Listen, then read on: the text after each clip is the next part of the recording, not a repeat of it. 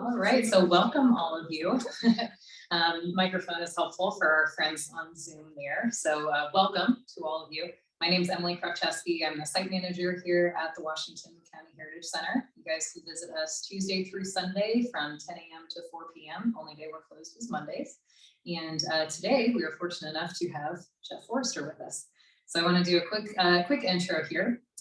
Jeff has been the executive director of Minnesota Lakes and Rivers, MLR, for over 2 decades, long time. MLR seeks to protect Minnesota's lake and river heritage for current and future generations by forging powerful links between lakes, lake advocates, and policymakers. Jeff was Hubert Humphrey Public Policy Fellow and Shannon Leadership Fellow.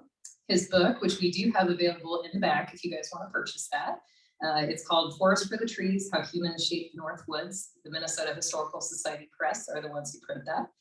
It examines fire and forestry in northern Minnesota's Boundary Waters Canoe Area Wilderness and was a finalist for Minnesota Book Awards and won the Choice Critics Awards, a very awarded book we're going to be hearing about today.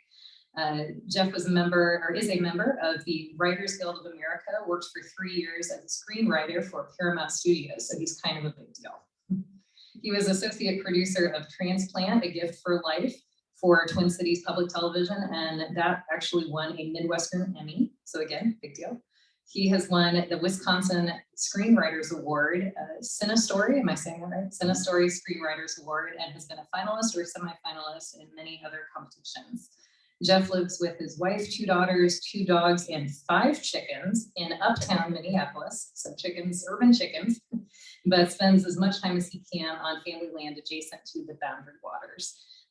One quick thing before I introduce him, folks who are on Zoom, if you have any questions at the end, you can put them in the chat. Without further ado, Jeff Forrester. Thank you. So this is the cover of the book, and how I ended up doing this book. I was actually in the graduate program in creative writing, Master's of Fine Arts in Creative Writing at the University of Oregon, and my master's thesis was a novel set in northern Minnesota. So I took a job as a fishing guide and at a resort up on Birch Lake, and was guiding up there, and I took this guide fishing. And as we were going along, you can still see like ring rocks are there, and you can see sluice ways from the old logging days and so forth. And so we're trolling along, and he said to me, well, and you know, I run this foundation, the Wilderness Research Foundation in Beeley, and we want to do a book about the old logging days, right? Well, okay. I go, well, I'm a writer, you know, and so I ended up getting a grant to do the research for the book. And when I started, I kind of had in my mind that, you know, obviously the forest had changed. I had the idea that the Boundary Waters was wilderness, and it somehow was in sort of a steady state ecosystem, you know, that these things reached a balance, and that pre-settlement humans had very little impact on the landscape, kind of Native Americans living in harmony with nature and all of that. And in the process of doing the research for the book, I learned pretty much that everything I thought was wrong. So this is the Boundary Waters. And, you know, you can see the pine forests there. Those are all young. So the trees that they were cutting in the Boundary Waters were 400. Some of them were as old as 600 years old. One of the things I learned was, has anybody been to the Pacific Northwest and seen Olympia, you know, the Olympic Peninsula, those massive trees out there? There was more wood in the Arrowhead, right? So just to put it in perspective, these were really big trees, and there were a lot of them. So this is a map. It's called the Marshner map, and it was put together by this guy Marshner, who went through all of the surveyor notes for the surveys. And these are still at the Historical Society in St. Paul. They're really cool. I mean, they're like bent from writing in people's back pockets, and they got, you know, stains on them and everything. And they would say, oh, I went through a swamp today of tamarack, or big stand of timber, or white pine dominant, and they would name the trees and stuff that they saw. So this was kind of what it looked like when, pre-settlement.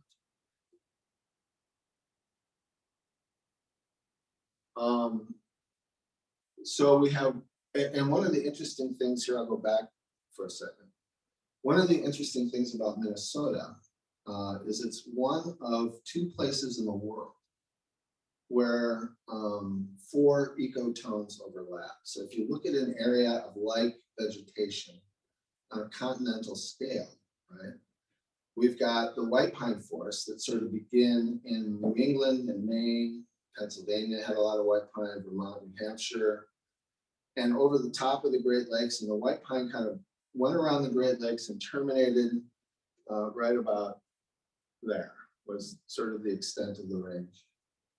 And then from kind of the Midwest, and then we have the Arctic boreal forest, so that's the spruce and the balsam fir and the aspens and the birch, kind of pushing down from the Arctic, terminating kind of about Cloquet.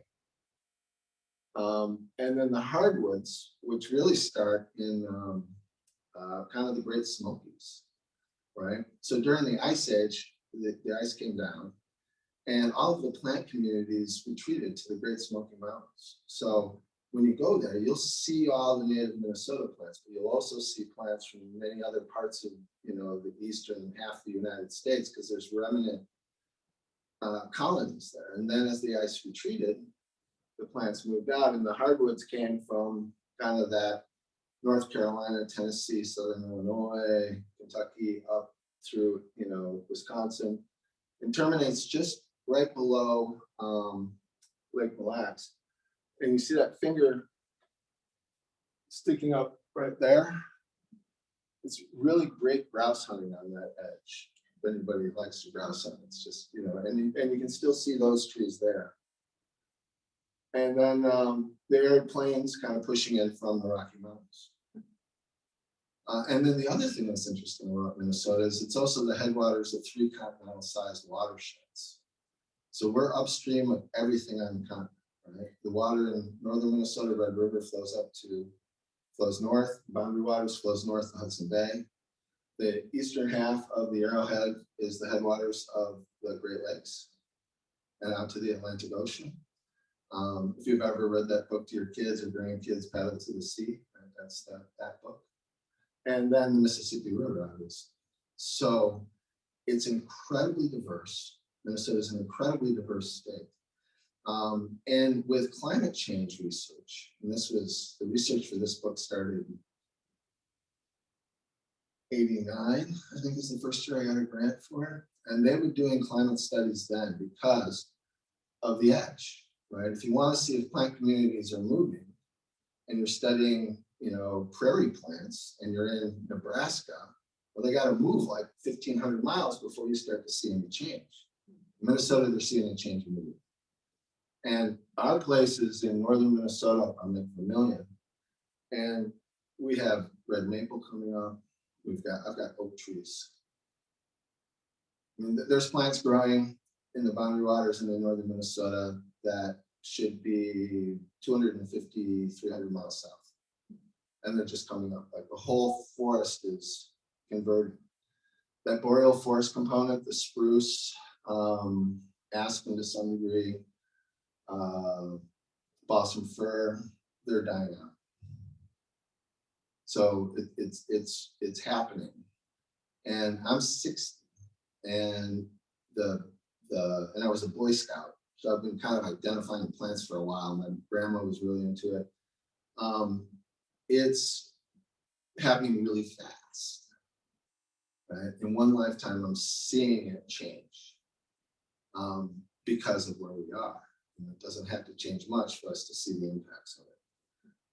And I talk to people and they're like, oh, you bought into that climate change, blah, blah, blah, blah, blah, fake science. But when you're doing research for something, you've kind of got that beginner's mind, and you're just talking to people and they make predictions, right? And then 30 years later, you see them play out. And the only mistake that they made was it's happening way faster. Right? It makes you believe it.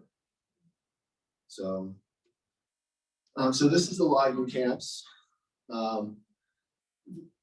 At the Historical Society, there was this guy, Roloff, who did a ton of great photography of the logging camps. And they would sit down, they could eat as much as they wanted. They had 15 minutes. And then they were out. The rules were really interesting. There was no liquor allowed in the camps, no women allowed in the camps, no thermometers allowed in the camps. They didn't want anybody to know how cold it was because they'd be like, I'm not going out there, you know. And the food was really good. So like on Christmas, these guys were eating oysters. They were bringing in barrels of oysters and wild game that people would shoot, you know, beef, like really good food and a lot of it. So I would read letters and they'd say, oh, we went into town and the restaurants said terrible, I missed the camp food. Because that was part of the deal, is they fed them really well. But they were sort of stranded out at these camps that were kind of all over northern Minnesota and around here in Stillwater.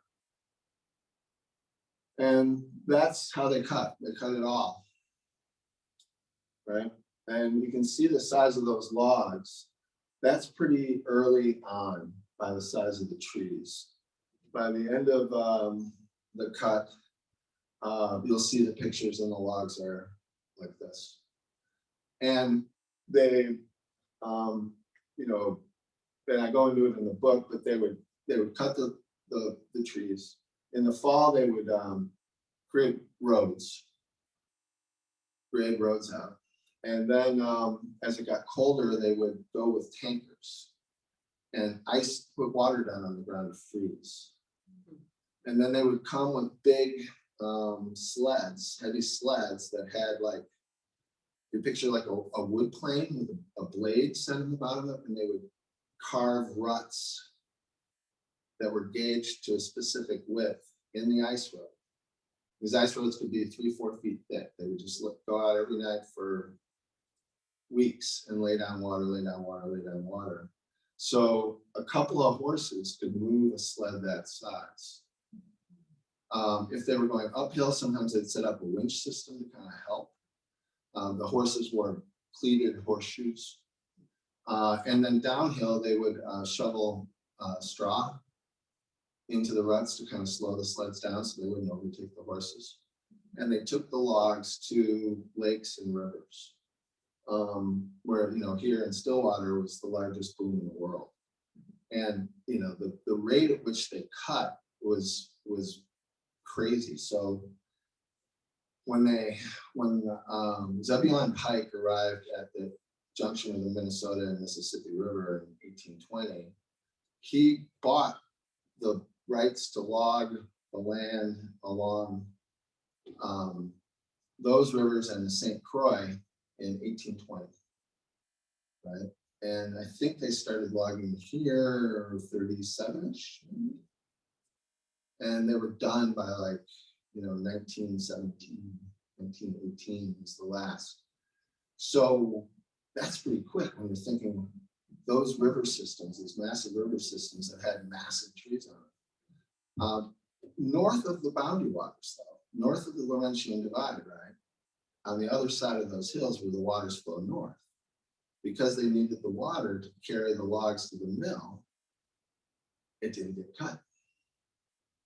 So they didn't get to that until like 1880s, right? And they originally went up to get the iron ore was what attracted the infrastructure. And so they built trains in to this area in northern Minnesota. And then the trains were carrying iron ore, and then they started to use them for wood as well. There, what they did was they would stack the logs on the ice in the wintertime, and then the ice would melt. And then they would boom the logs across the lakes, and they had these, they called them alligators.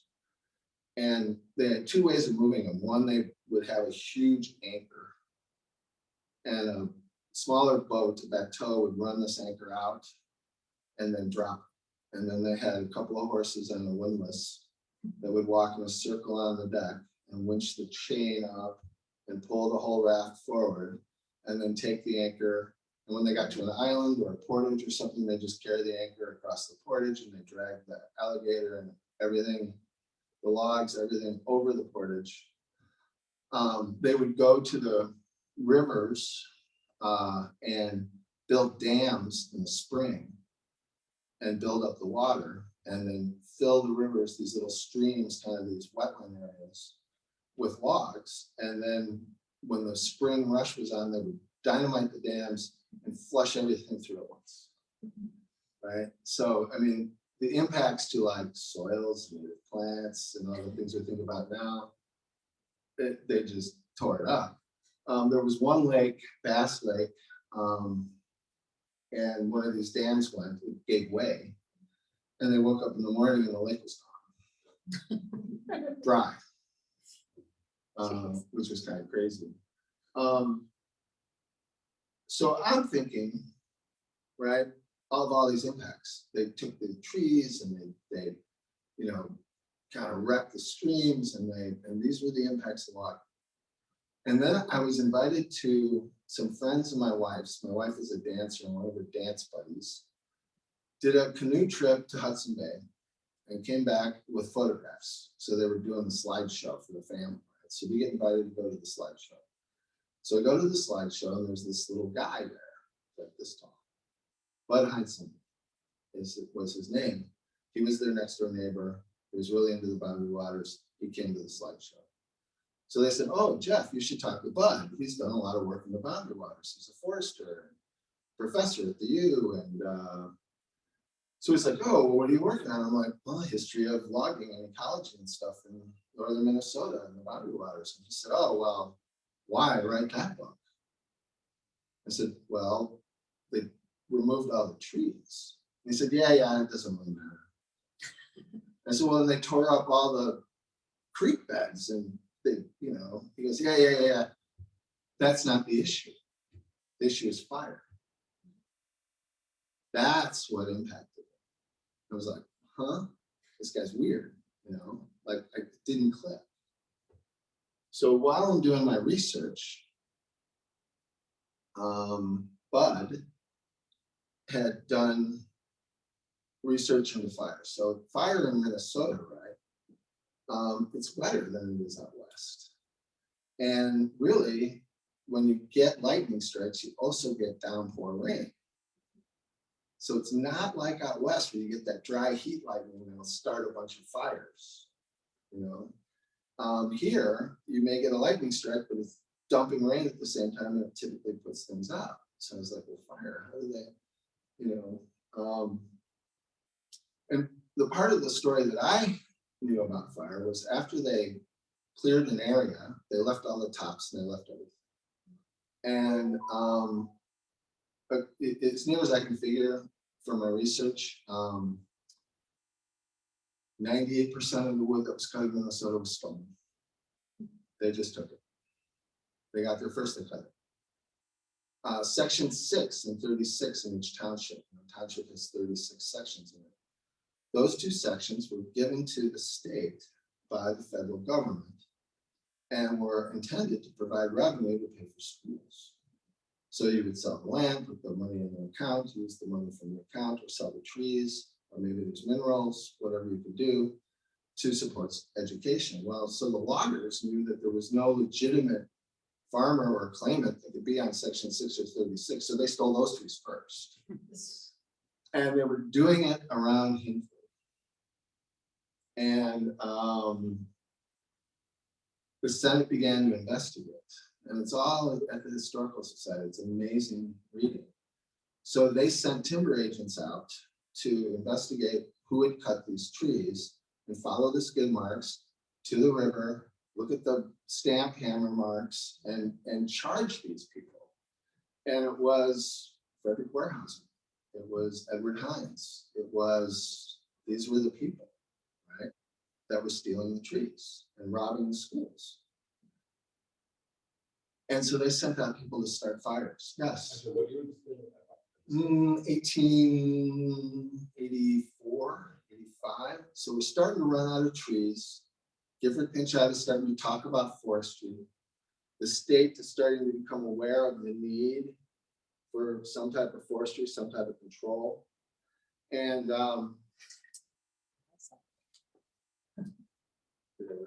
Yeah. Just turned off. so they had these hearings in the Minnesota Senate, and the Hinckley fire was set, right? Which just kind of blew my mind. And it was what is called a plume-dominated fire.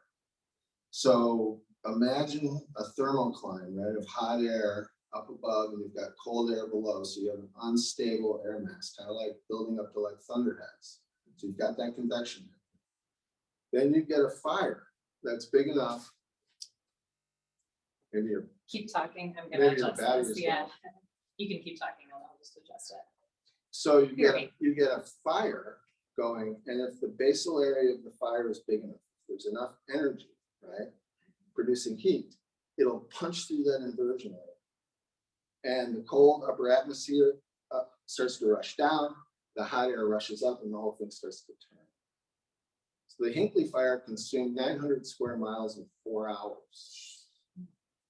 So think of a fire that you think of that you see on the news, and you see these fire lines, and they're going, 1 acre, 2 acres, 20 acres.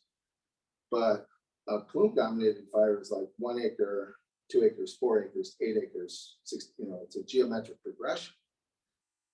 They think that the heat and the fire itself went 5 miles into the upper atmosphere. Winds at the front of the fire were up to 150 miles an hour. People were being swept off their feet, blown over barns, children torn out of parents' arms. And so it's sucking everything in and melting it and blowing it at the top. So molten chunks of stuff, flaming stuff, is raining out miles, starting more fires, which adds more heat. So the thing is now really starting to rip, right? It's brimstone. It's biblical. The railroad tracks from the Hinckley fire were twisted like corkscrews. Trains melted to the track. Things melted to other things. I mean, it was just insane. And that was on the heels of the Peshtigo fire, which was like 1878 or something like that. And that fire kind of blew into Green Bay. And there's that big bay there. And on the shore there was huge stacks of timber from the mills from northern Wisconsin getting ready to be shipped. So as the fire's coming in, everybody gets in the boats and they go out on the lake, and they're like 7, 8, 9, 10, 11 miles out in the lake. Burning planks are raining down on the decks of the ships. So the movie, right? So I sold a screenplay about this book, and that's what it was about. It was a plume-dominated fire. So fire movies are usually kind of bad, right? Because it's like, they show a couple trees burning, and you're like, oh, run, right? Oh, the fire. Oh, we got to fight the fire. You can't fight a fire. You cannot fight a forest fire. Think of a fire as a weather event, like I just described. So that plume-dominated fire is completely created by specific weather patterns. So you can't prevent fire any more than you can prevent snow or rain or sunshine, right? It's just got a much longer frequency. But so with a plume-dominated fire, now you've got a tornado of fire, and you can bring it into a city. So you got scale, right? You can see like the big buildings, and you get this thing in. So that's what the fire was about. And it was pretty funny. We're sitting in an office in LA and trying to decide which city we're going to torch for this movie. And they all want to work in LA, right? They want to be able to go and do their thing and then go home for dinner. And the other writer and I were like, well, we could do that. LA is at risk, but nobody outside of LA really cares. It's not emotional. Like, we're all sort of expecting LA to get destroyed, right? Like, you live in LA, you know, it's gonna fall into the sea, it's gonna burn up, it's whatever. It's like, you're in LA, who cares? So he's like, no, you know, this producer's no. And we're like, well, let's call like our mothers. So we're calling our mothers on our cell phones. I got my mom on speakerphone. I'm like, so mom, which city in the country would you least like to see destroyed by wildfire? And she said, oh, I just love Denver. It's such a pretty city. So, and the other writer's mom was like Denver. So we're like, okay, Denver. So it was Denver when we set the film, but it was also really at risk for fire. This guy, Christopher C. Andrews, was the first state forester for the state of Minnesota. And he actually did a really great thing. I think the law is still on the books. He passed the forest dogs delivery tax law. So if you had timberland and you cut the trees off, you could defer your property taxes until the trees grew back and you harvested them. Then you would pay all these back taxes, right? To encourage forest regeneration. So the first year it was up, Frederick Weyerhaeuser made an application on 168,000 acres, kind of around Cloquet, and the state approved it, and St. Louis County said, no, we can't live without the revenue. So all the timber guys walked away. So it was this abandoned land. So they would cut it and then abandon it, and then it would burn. So the cost of regenerating the forest, building the roads so you can fight the fires or try and fight the fires, all of those expenses were borne by the public, and the trees were stolen. So it's not such a great deal. I mean, I don't know, May 15th, we all had to write our property tax bill checks, right? That's to cover the theft of these trees 100 years ago, 200 years ago almost, right?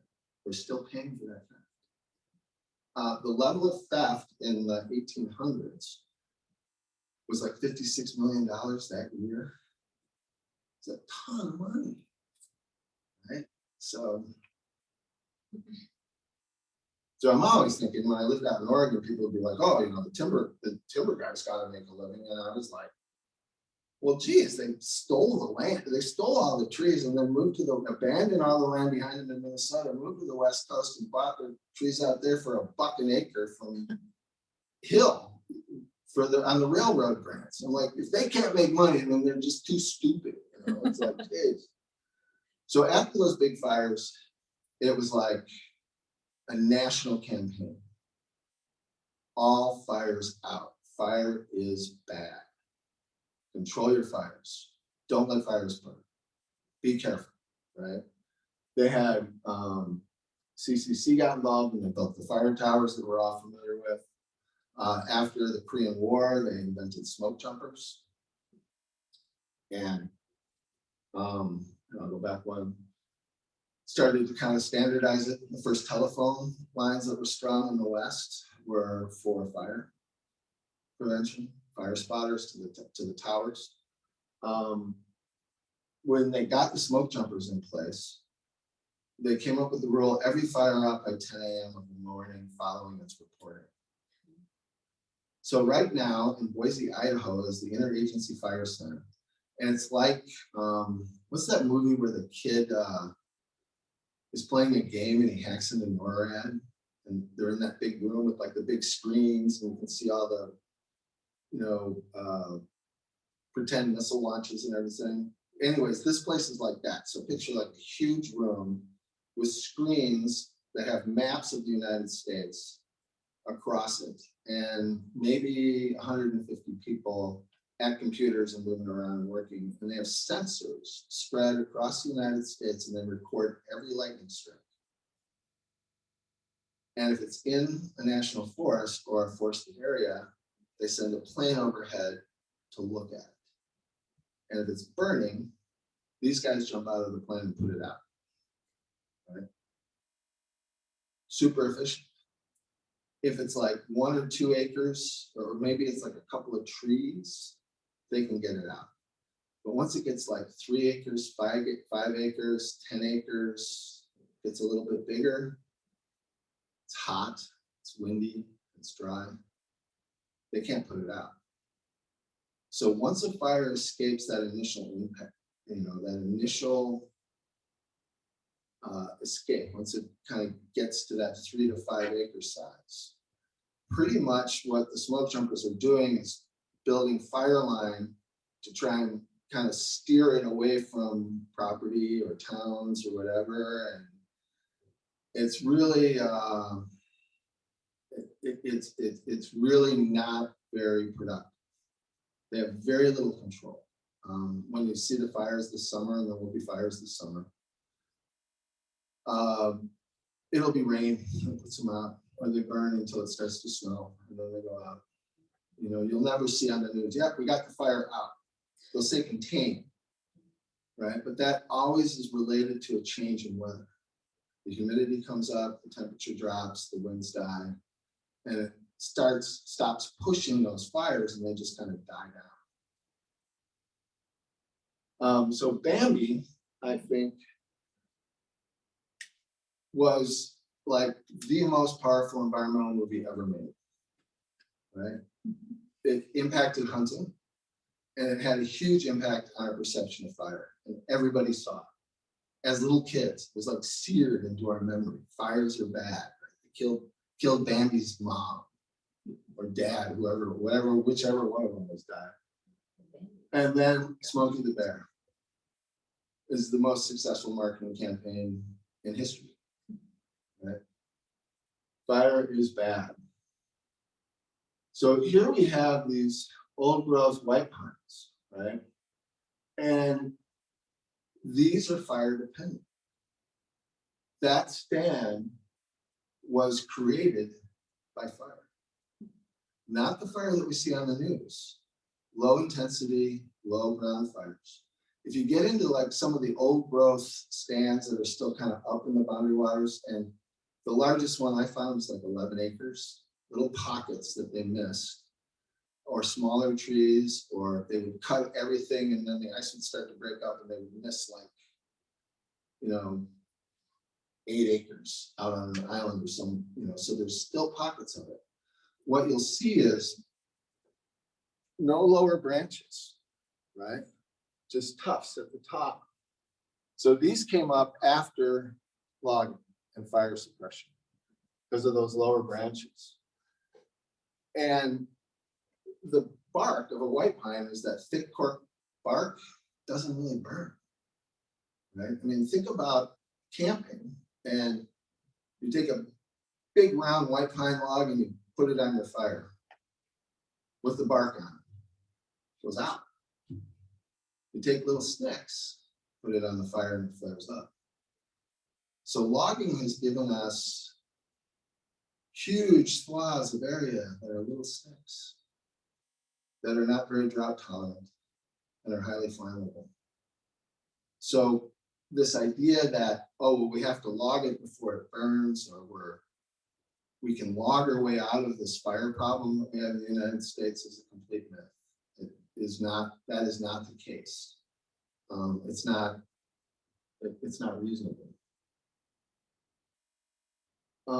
So this was the act to create the National Wilderness Preservation System. And it's got this language: a wilderness is hereby recognized as an area where the earth and its community of life are untrammeled by man. Right? Well, the boundary waters was logged. There were railroads all through there. There was a whiskey distillery. There was like a turkey farm, right? There were cars. Like if you ever go berry picking up on American Point or go into the boundary waters at all, if you get away from the water and walk around the woods, there's all kinds of stuff up there. There were tons of people living up there. Ely in the 50s and 60s and maybe early 70s, before the Wilderness Act, was the largest seaplane base in the world. And they were flying into the boundary waters to these resorts and cabins and all these places. But then, what about the people who lived there before European incursion? Right? They traveled. right? And I had this idea that it was like, not a lot of people, and they were living in harmony with nature. No. The ecosystems that we discovered when we arrived on this continent were not steady state ecosystems unimpacted by human behavior. They were cultural artifacts. They were created by design, by the people who lived here before us. But we didn't recognize it because when we thought farming or ranching, we thought fences and rock walls and barns and roads, and that isn't how they farmed. They would just sort of plant in smaller patch gardens, but lots of them kind of in and among the trees. They, in the fall, they would light fires on the Great Plains and walk south and just drive all the buffalo and farm them with these fires down to like Oklahoma, Nebraska, kind of southern plains areas. And then in the spring, they would light the grass down there and drive everything back up north, where the new grass was coming up, the new prairie plants because of the fire, and just graze these huge buffalo herds back and forth across the Great Plains. If they hadn't done that, there would be trees there, right? The white pine forests in northern Minnesota were the same thing. I talked about how the plants expanded from the Great Smoky Mountains. Well, as the ice retreated, there were people there. There were people here during the last ice age, and they were setting fires. And as the ice retreated, they were burning, and the plants were following. So this idea of wilderness that I had in my mind is a fiction. The only time that Minnesota was wilderness was when it was under like a mile of ice, right? It sounds good and I wanted to believe it, but it was never wilderness, right? It was the product of human beings making choices about managing the land for the benefit of their people. So here's Bud. So Bud ran around, and some of these trees that had survived the logging, he drilled core bits in, and you can see that he labeled the fire scars when the fires came through. And he mapped. So in 1815, that whole area burned. In 1801, that area burned. In 1903, there was a burn. So he created these maps of where the fires had been in the boundary waters pre-settlement. This is the area that blew down in the derecho in 1999. That outline was the outline of the boundary waters, and the dark areas are where things blew down. There's a picture of part of the blowdown. I'll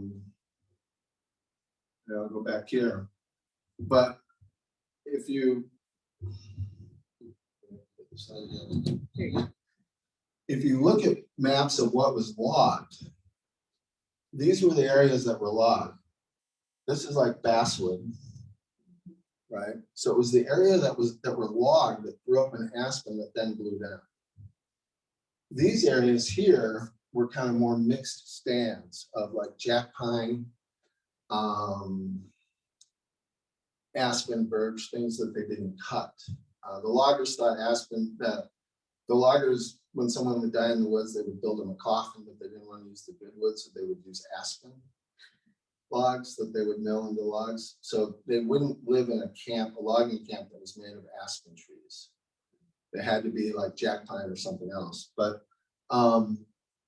so the area that Bud had mapped were these trees in here. And then this area blew down post logging. But what grew up after the logging was this stuff. So this is this boreal forest component, birches, aspen, something like this is probably 80 years old. So logging happens, there's fire, and then this is what it grows back into. That is really flammable stuff. So here's acres per year, and this only goes to 2015. I haven't updated the slide, but this graph of acres burned in the United States is like off the charts now. It's getting dramatically worse. We will have another plume-dominated fire in the United States at some point. It's coming. And like Hinckley, like, you know, for a really significant shift in forest policy away from what we've been doing for the last, 150 years. Last time there were people talking about it, and then when Hinckley burned and 900 people died, they went, oh my gosh, we got to do something. Well, are we going to have to get, we lost Paradise, California. We damn near lost Ely last summer. What's it going to take? I'm sort of just like waiting. The costs are, I think it was like $7 billion last year in fire suppression. These big fires, it's like they build cities, tent cities, and just, water bottles and toilet paper and porta potties and batteries for headlamps and all the equipment these people are using. It's like a huge undertaking. And then here's a guy. So when we were doing the movie, we went to the Interagency Fire Center and we met this guy, and he studies fire. And he was telling us the story where he caught his kids in the backyard playing with matches. And so you would think, okay, you take the matches away and say, don't play with fire. He said, oh yeah, no, cool, let's play with fire. So they're like in the backyard, like setting grass on fire, like doing stuff like that. But these are these fire shelters. They're testing it. This is a plot in Canada of jack pine.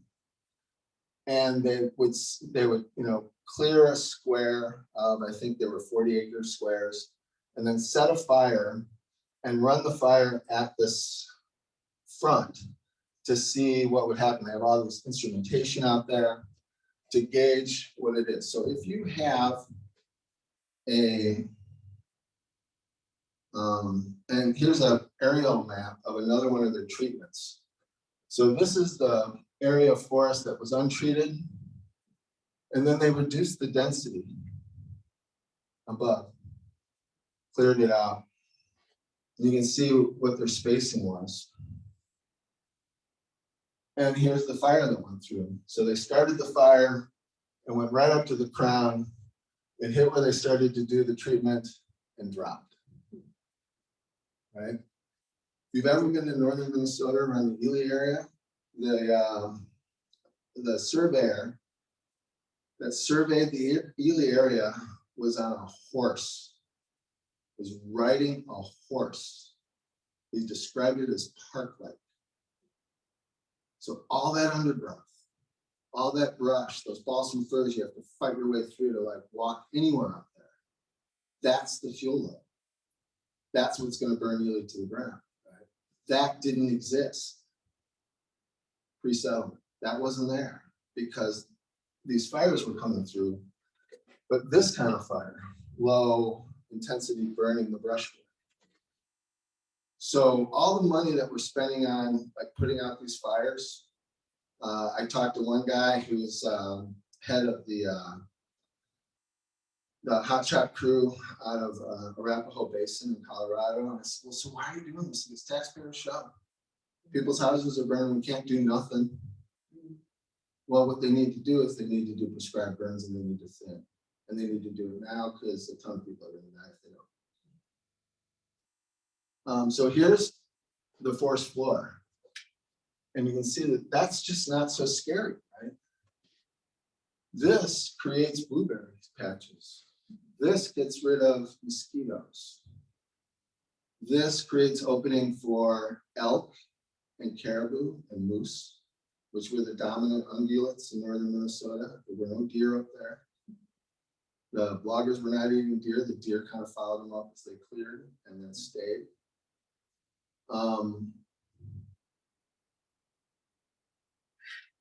This is interesting. I read a story. Well, I read an account. So the Forest Service starts in 1905, and they're zealous, man. They're going to put out every fire. So they catch this Native American guy in Berkeley, California, setting a fire. And they're like, oh, the savages, oh my God, they're like terrible. We gotta, educate them. And they arrested this guy. Well, these guys have been setting fires. Here they are on the prairie. And they would see, let's say, some other group of Native Americans set a fire 100 miles away, and as they see the smoke coming and the whole thing's ripping, well, they would just bend down and light the grass on fire and let it burn, and then they'd step to where it was black, and the fire would go around them, and they'd go on their way. There was a great story where they were doing this. So the fire's coming, and the Native Americans are here, and the settlers in their covered wagons are like, over there. Settlers freak out. They circle the wagons and they get their buckets of water and everything, and the fire's coming, and the Indians are like, what are they doing? They set their fire, they step into it, fire goes around them, kills the wagon train. Everyone died. So we weren't understanding the place that we were at, right? Like forest for the trees. We couldn't see what it was we were dealing with because we brought these European notions of what land management was from a place that was different.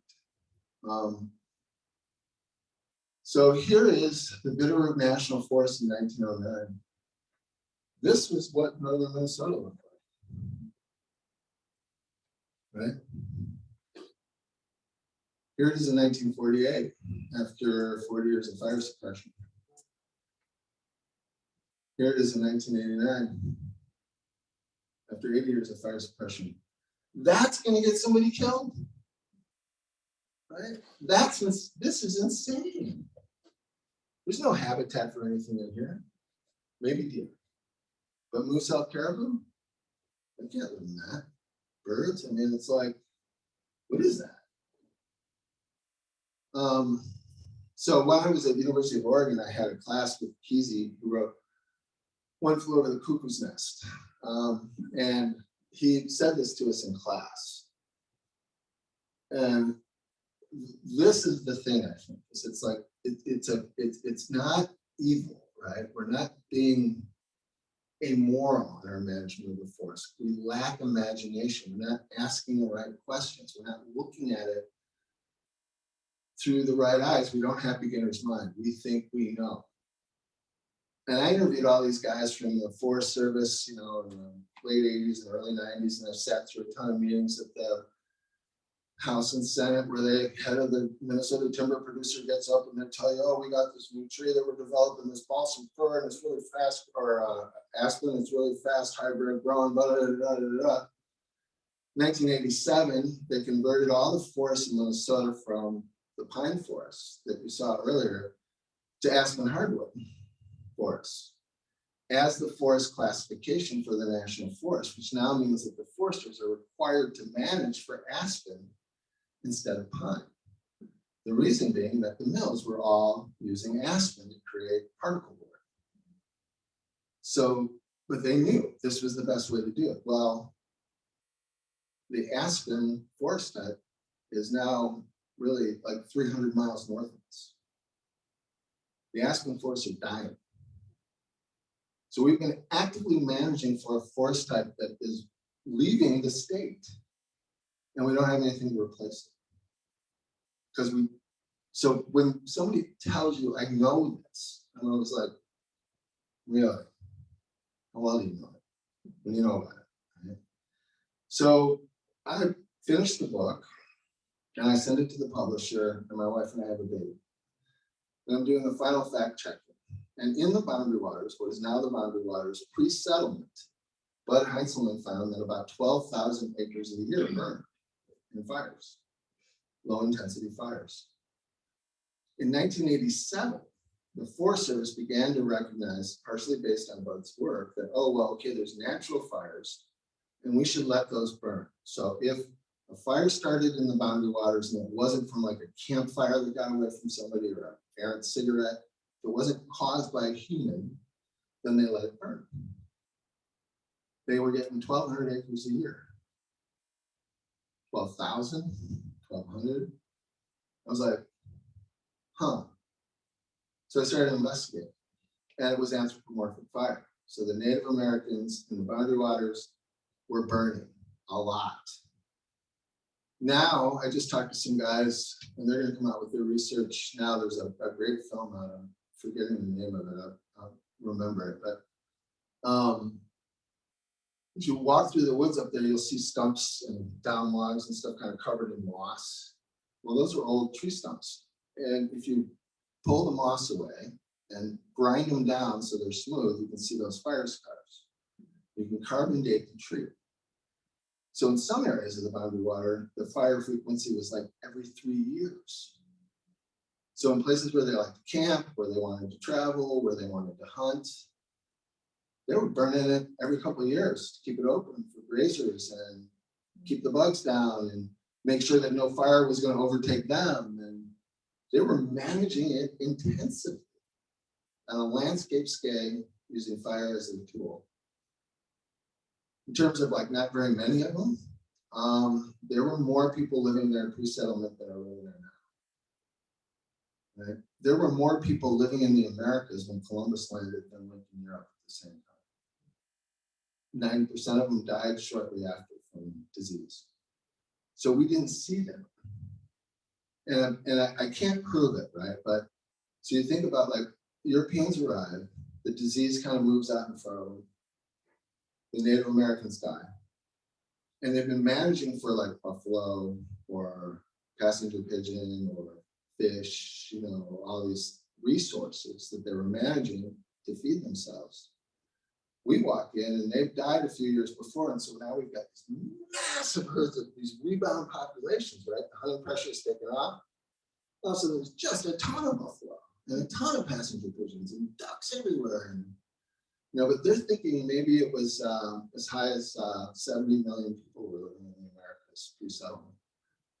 And the thing that I find really interesting is every time somebody goes to count, they come up with a higher number, right? So, but we didn't see fence rows and we didn't see buildings. And so we didn't think that they were there and we didn't recognize what they were doing on the land because we didn't imagine it.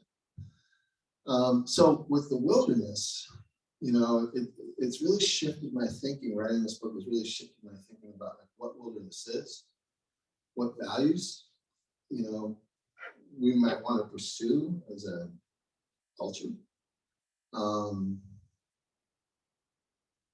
How are we going to get our way out of the logging practices that we've been practicing for the last 150 years? Because like we don't really at this point have a choice. Right? Because it's like really dangerous. Will we be able to mobilize and take action? There was remember, I think it was back in like late 80s, it was one of the first really big fires, and it was in Colorado.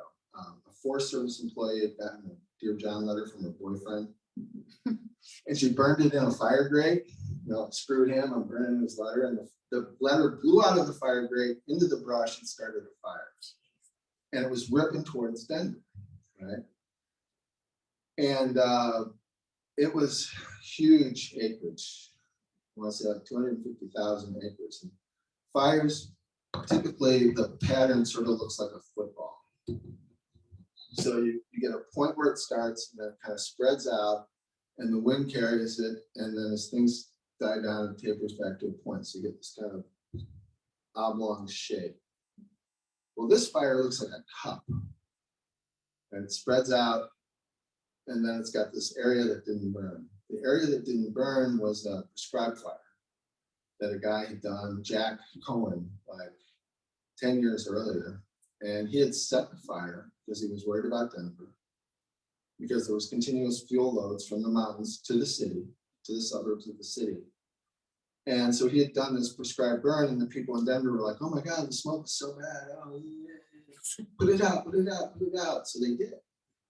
Because they had started the fire when it was cooler and more humid, and that they could control, right? Because it's the ones that we can't, that start when it's super hot and super dry and super windy. Those are the ones we can't control. And those are the only ones that escape us now, right? Because we've got that initial contact. So we're selecting for fires that are the most destructive, always.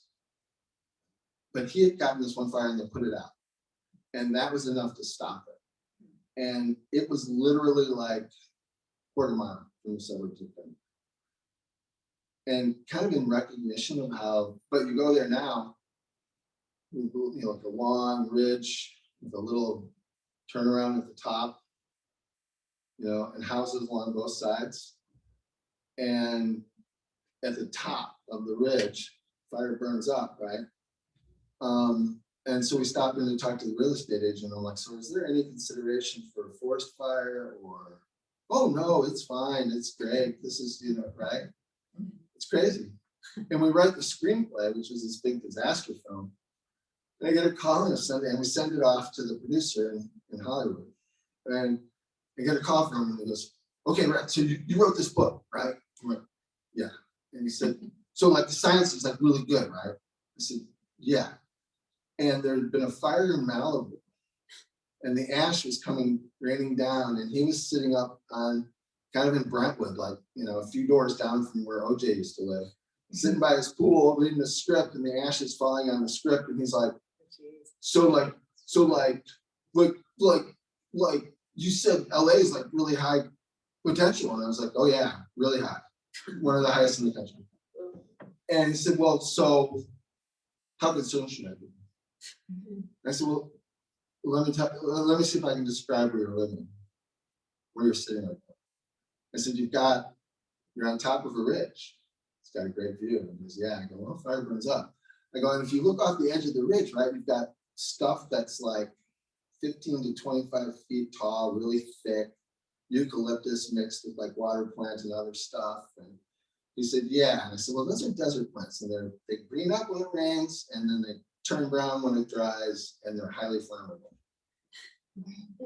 So pretty much, I said, and you've got a narrow lane, winding lane. He goes, yeah.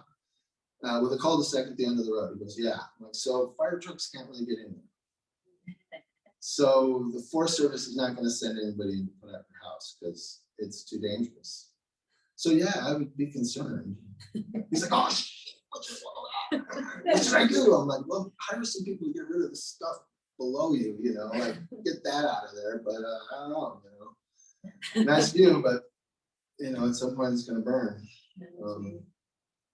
And I think that's like, I'm starting to see like Biden's, you know, Build Back Better had money for doing prescribed burns and looking at some of this stuff.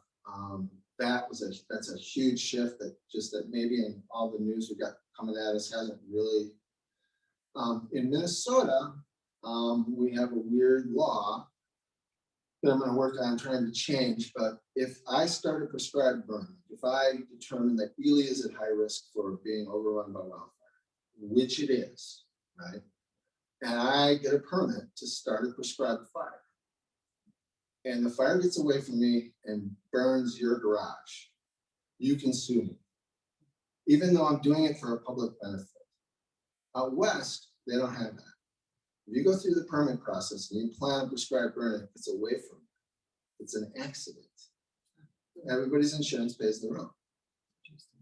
Right? So we need to change that here so that we can start to get fire back on the land. And once we do that, we're going to get like more berries. We're going to kind of, the transition of our forest types from one to the next will be a lot less catastrophic. Right? It'll extend the duration of the species that are retreating and provide space for the new ones to come in. We're going to get different ungulates. We'll start to get more moose. And you know, they're starting in elk herd kind of up by Lake of the Woods, and I think that will expand. You know, so I mean, I think that's where things are heading. But you know, I always see these headlines, oh, fire is a natural phenomenon. It's like, well, kinda. But what we have happening now, these huge fires, it's not within the range of historic variability. Right? These are catastrophic fires, all of them. And we need to move off of that. But I hope this wasn't too disjointed. Does anybody have any questions? Yes, sir. That was a fascinating. Thank you very, very much. Would you be a heretic at a forestry class? Yeah, so one of the advisors for the grant was a forester at the University of Minnesota, and they tried to stop the publication of the book. And the Historical Society was like, well, but it's accurate. And they were like, well, yeah, but that's not like, and now everything's moving that way. I mean, maybe some of you have read Overstory, and you read that novel, Overstory. So trees communicate with each other. Like what I saw was, if you have natural regeneration of trees, right? So you clear or thin the north side of a hill in the bottom groups, and don't plant it, create space, the seedlings will do really well, right? You'll get pretty good growth. But these seedlings, right, are from trees that established on the north side of that specific hill, and have been there for 5, 6, 7, 8, 9 generations. If you go on the south side of the hill, if you take the seedling from the north side of the hill, dig it up and plant it on the south side of the hill, it doesn't do as well. If I take a bunch of seedlings from the nursery and plant them in the forest, it doesn't do so well. The tree farms are not as productive as natural regeneration. But it gets deeper than that. The exchange of nutrients in a tree's roots are dependent on a fungal system in the soil, right? So there's an exchange. Ultimately, the log out there is a great example. It's rotten in the middle, right? The rot will kill the tree, but the tree can't live without the funguses that cause the rot. And then it gets deeper. So there's this woman who was from the Pacific Northwest, and she was curious, like, how trees move nutrients through their root system. So she tented a tree and tented neighboring trees, some same species, some different species, and put a gas in the tent with a radioactive isotope. And within an hour, she was finding it in the other trees. Right.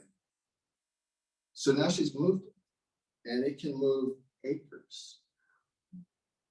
So trees are communicating through a net of mycelia, of fungus in the soil.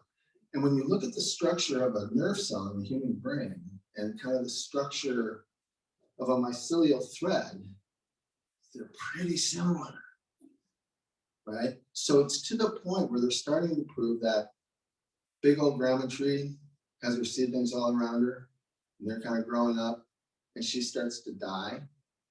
She'll dump all of her nutrients into her children. But Aunt White Pine Tree that lives just over there doesn't get the nutrients. Her kids don't get the nutrients. Grandma's kids get the nutrients. If an insect infestation hits one side of a stand of trees, the trees further in the stand will start to push nutrients to the trees on the front to help them weather and defend against this advance of insects. When those trees start to die, they flush the nutrients back to the main stand so that they're healthier to deal with the onslaught. That's it. So the idea of a tree farm, right? Trees in rows, grown somewhere else. It's really ineffective. It's not a great way to grow trees. Some of that early research was in the book, and that I had to take out. Now it's accepted. So to your question, it's kind of shifting. And the big fires now, I mean, you saw the graph, it's like 3 times those numbers now. I think everybody knows, right? It's no longer debated. But it's frustrating. It's frustrating to think back on sitting through those Senate and House hearings and these guys saying, "Oh, well, we can manage it just like corn." Well, no, but those guys still testify at the House and the Senate. I finally said to the head of the Environment Committee in the House, I'm like, so these guys have been around for 30 years and you're still letting them speak? Come on, what the hell? He's like, oh, okay, yeah, you get up there and tell your stuff. Yes, sir. Is there a record of Indians building wood structures? I always see teepees, but I've never seen like wood structures. Like Indians, did they ever have permanent wood structures? They didn't have steel to make saws, so they didn't use planks. But they would do birch bark, kind of low lodges, long, so multiple families living together on a frame of poles. So they built like that, but that would be gone in a couple of seasons, right? And you would look at it and think, well, that's not a house. I don't know what that is, like something, but they would fall down.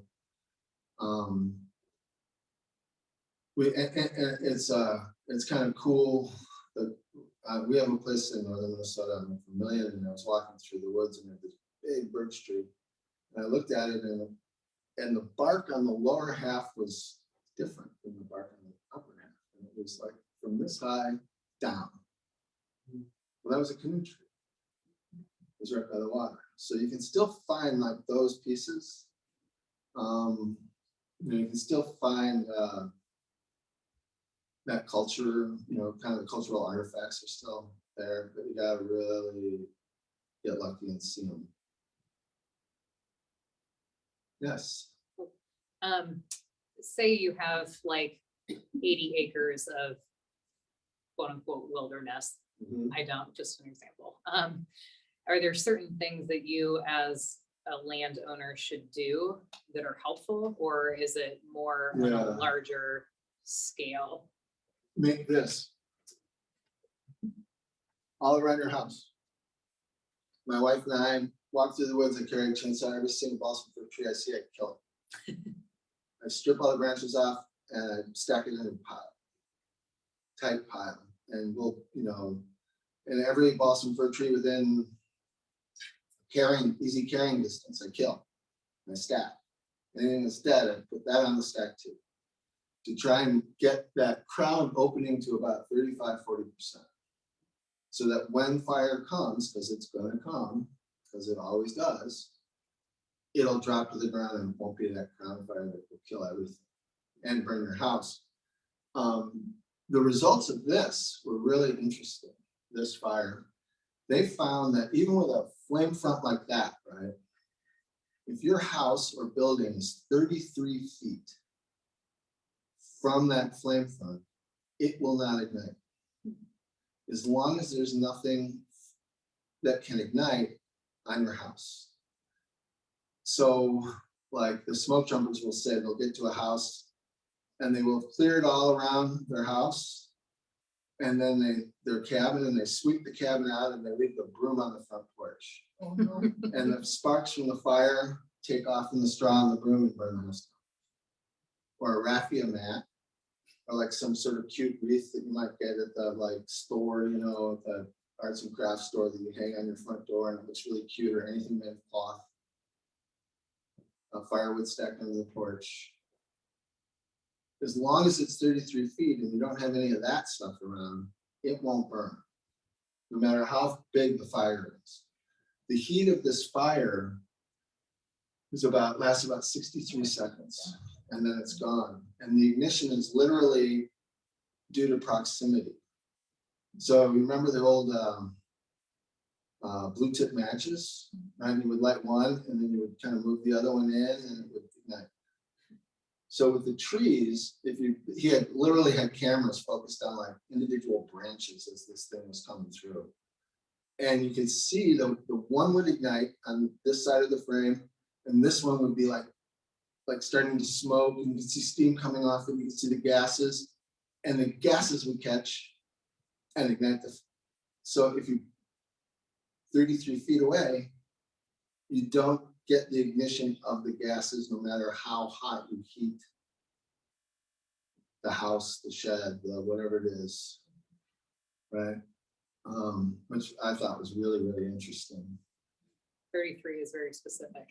Huh? 33 feet is 33 very feet. specific. Yeah, it's 33 feet. Do you have that in your book? I don't know if that's in there. I think it might be, yeah. I need a piece of paper to write that down. Yeah, 33 feet. I need a piece of paper to write that down.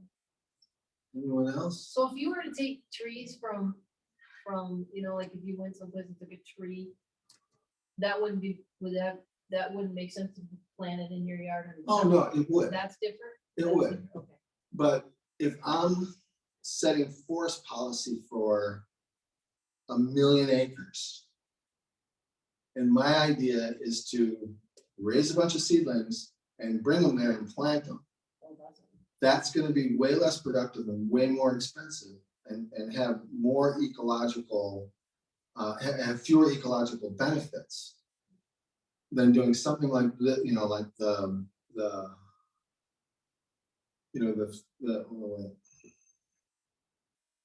than doing something like this at the top and doing an understory burn, right? And now there's this whole thing about carbon sequestration, right? Like using trees to sequester carbon. That's great. So everybody's selling seedlings, right? But a seedling will add like, you know, a foot of growth. And in the you know, the forestry books that you would read, they would call young trees vigorous. They would call older trees decadent. Decadent timber meant that it was old. Well, the seedling will add 2 feet of growth in a year, but what does that weigh? It weighs like maybe 40 grams. Big old white pine will add a foot of growth, but it's also adding everything to its trunk. It's tons that it adds in a year. The old growth forests are the best carbon sink that we have in this planet. And that and soil. The young trees, it's like, you know, there's just no comparison. So it kind of drives me crazy when I'm like, oh, plant a tree, you know, for, you know, climate change. It's like, well, no, save the trees. Plant the trees if you want, but that's great. But if we're talking climate change and sequestering carbon, we want old trees. We want big old trees and as many of them as we can preserve. Right? Just, it's physics, you know. Anyone else? Yes. That kind of is related to my question, you know, like, I'm just wondering if some of this information will just lead to developments with no trees, you know, just get rid of the problem kind of thing. You know, like the manicured lawn. Right, so that's what they did in the 90s Yes. in Oregon with the timber salvage, Cement, Yeah. right? blacktop. Which was really, so they accelerated the harvest of the old growth forest in Oregon, calling it timber salvage, because they were trying to prevent the forest fires. Right. Well, so where are the largest forest fires that we're having now? Oregon, Washington, places where they log. I mean, you can literally get the timber permits and look at where the fires are. It's the same place. So they can keep doing that if they want, but like, you know, Eugene, Oregon's going to go up in flames. I mean, we drove to Eugene where I went to grad school, and there's a town up in the mountains, Sisters, and you kind of come over this thing and you go down this river, and it's like 30, 40, 50 miles down this river, Mackenzie, to the town of Eugene, which is on the river. And it was big old growth trees. It was gorgeous, right? So when they logged within like 50 feet of the road. So as you were driving down the road, all you saw was old growth trees. If you got out of your car and went through the trees, it was like clear cut.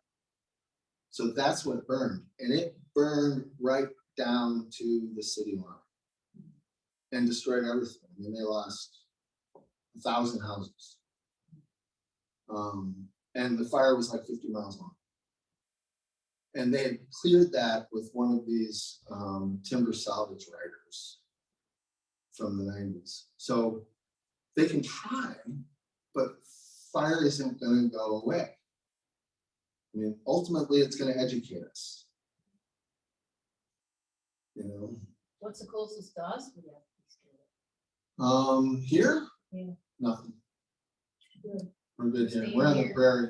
No, I just meant, do we have anything close to us besides the boundary line? Yeah, Really? you really gotta get up into like the, to where there's forests. Okay. And I don't think there's any reason to be scared. I'm not scared. But I mean, like, if you see an area with a lot of fire, like if there's fires happening, don't go there, Yeah. you know? This guy, Jack Cohen, remember when, it was in New Mexico, the nuclear town, Los Alamos burned? So he's seen the fire come in and he wants to study the impact of one of these big fires on the town. The Forest Service, the fire service calls it fuel model 14 in his homes. Because it's become so common, it has its own classification. So he goes and all the houses are burning and he's driving through the smoke and everything. And then he gets to a house and it's like the water's green and everything's good. And it's this guy's out there and his shirt's all full of holes from fire brands and stuff. And he's been watering his yard and his neighbor's yard for like 4 days with the hose, riding it out, and he was fine. You know, you see these pictures of like the miracle houses, like every house in the neighborhood is destroyed and then there's one. That house didn't have anything flammable on the outside of it.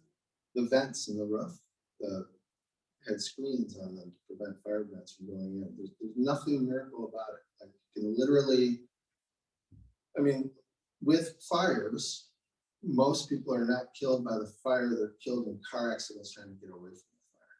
So if you're in an area and they say there's a fire coming, just leave right away. Before the smoke went on, just go. You know, or start watering. Yeah. 1800 before the clear cut happened, Minnesota. Yeah. The regrowth, I was kind of curious, what trees kind of grew back and, From the first cut, yeah, and the ones that did good, the ones that did bad, what's the difference from say 1800 to now? Natural growth, basically. Right, right. So a lot of it came back in aspen. So if you cut an aspen tree, it'll put up, if you cut an area and there's aspen in the area, and aspen is all one tree. You have a stand of aspen and you look at the genetics of this aspen and you go 10 acres away and look at it's the same tree. They'll put up 40,000 stems per acre. So they just kind of, so that's why the timber industry liked them. They started to figure out how can we make stuff out of this stuff, right? It's so vigorous, it grows so fast, and in 60 years it's ready to be harvested, and we can do this forever. But over time, that starts to break down. You start, disease takes out some, and then you start to get other things. If you're using fire, right? Well, then you'll get different species. Jack pine will only grow after fire. So the cones of a jack pine are sealed with a resin, right? And you gotta heat it to like 2,500 degrees before it can pop open. And when it pops open, it sends its seeds all over the place. So you have to have fire. One of the people in the lab that I was working at when I was working on the book, there's not a lot of good regeneration of red pine in the boundary waters. And what he discovered was that the red pine did much better in the areas where there was a little bit of ash. Not a lot, but a little bit. So remember when I told you that the Native Americans would burn like kind of where they wanted to camp, where they liked to picnic and do stuff. That's why you see red pines along the shores on the best campsites in the boundary waters, right? Or ridges where there's a lot of blueberries, there's like red pines. White pines are fire dependent as well, more for the opening. And they like their seeds to be in contact with bare soil. So if a white pine seed is kind of up on the moss or leaf stuff or something like that, it won't really regenerate. So you got to get it in contact with the soil and then it'll go. But the deer came in and they eat the white pine. And then when we did this big tree planting thing for Arbor Day back in the, when they were trying to regrow the forest in northern Minnesota, we imported trees from Germany that had a blister rust. So big white pines that you see in the boundary waters where they've got like one dead limb, a couple dead limbs, maybe a dead top. That's the blister rust. Those trees will survive. But the other white pines that you see really good regeneration, seedlings everywhere, but nothing over 60 years. They get to about 60 years and they die. So the white pine is kind of leaving the landscape. The red pine's not doing so great either. But if we were to start burning again, that would change. The blister rust has it's a fungus, and it's got two requirements. It spends part of the year on white pine and part of the year on currants, which are like gooseberries, or like those raspberry bushes that come up, and the raspberries aren't really good. You can't really eat them. It's like they're small. Fire takes those out. So you start to burn, and then we would get, So you're advocating for controlled burns as a good solution? yeah, like every 3 years, burn it. How would you push something through that, how high? Well, the data on the fire risk is really, I would walk into the Capitol and I would say, our state is in great danger of burning down because of bad forest policies in the past. This is what we've got in Minnesota now. This is what Minnesota looked like in 1909, 48. You can see the problem, right? It's so clear. Like, that's so dangerous. Who's gonna start the ballroom and do this? Well, the Forest Research Center in Grand Rapids is doing a lot of work on it. The tribes are all over. So the tribal scientists are really interesting, right? Because like, what was it in the 80s is really kind of when the casinos started to come in. So now they've got a little bit of money. And so the kids that were born in the 80s, right, went to college. And now they're coming home. And they're trained scientists, Western scientists, but they're coming from a different culture. They have a different imagination. So the questions they're asking are different. And they're using a lot of fire and really doing a lot of excellent fire research. And it's kind of making its way into the mainstream. So a lot of like really good science in like fisheries, timber, fire management,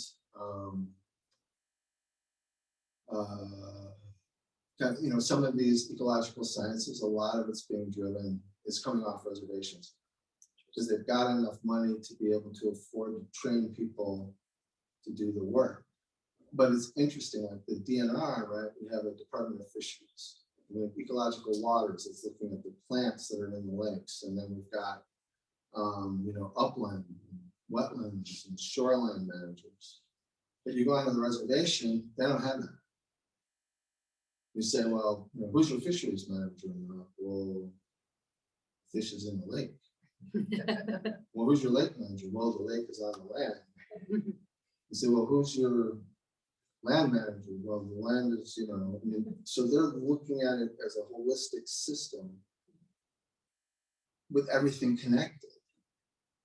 Right?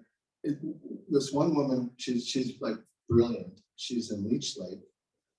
And she's kind of dealing with their AIS program up there. And so I was like, okay, so we have this legacy amendment that we passed, 3/8% sales tax on everything we buy.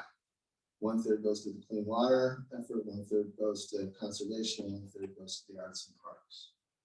She was trying to get some of those conservation dollars.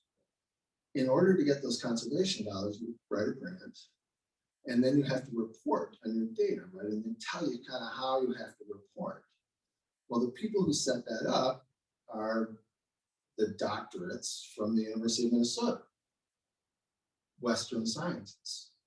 Well, the data she's getting can't be presented in the format that they're requesting because it's different.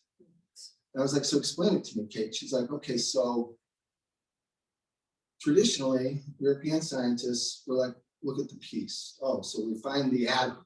Okay, the whole universe is made of atoms. This is great. Now we know what it's made of. Well, wait, the atom has these smaller parts. Oh, it's got the nucleus and it's got electrons. Okay, so that, okay, great, now we know how the universe is made. Oh wait, the electron's made of parts. The nucleus is made of parts. It's kind of like population. Every time we look, we get smaller parts. We're looking at the pieces. But if you look at the atom as a whole, most of it is not pieces. Most of it is space. And what really is driving what the atom does is the space, is the relationship between the things. So the Clean Water Council and the conservation money, they're looking at the parts and she's looking at the space. It's different. It's a different imagination. Right? And so she can't access the money. You know. Any other questions? Check our chat just to make sure. That's great. Do those wildfires kill buckthorn? Yeah, No, there you go. yeah, they do. It's kind of like one of the things that does. Buckthorn doesn't like fire. Buckthorn's an ornamental that is still being sold in garden centers in Minnesota. Yeah. Because a legislator from the Rochester area owned a landscaping business. And didn't want to give up his buckthorn. Jeez. No questions? I have a question. Yeah. So, I live next to city land, and it's not being managed necessarily with fire. During the summer, we're not allowed to burn on city land, and so this is something to talk with the city about, but in the meantime, we're just going out there, and anything that's dead, we're just pulling onto our property and burning it that way. Yeah. I guess like, so what do you think of that strategy as a very short-term fix for one person's environment? Right. It's not illegal, I don't know. I don't know if it's illegal or not. The stuff that's on the ground tends not to burn. It's more this little stuff, right? Little volunteer trees. Little, that's the little trees. It's the thin little trees because it gets dry and they dry out so fast and their roots aren't that deep and they're not that, compared to the surface area of their bark compared to the mass is very, very small. So they dry out really quickly. So it would be better to talk to the city and get that brush removed. Yeah. Maybe they'll get goats. Well, they are working on it. So progress. The goats are good on both.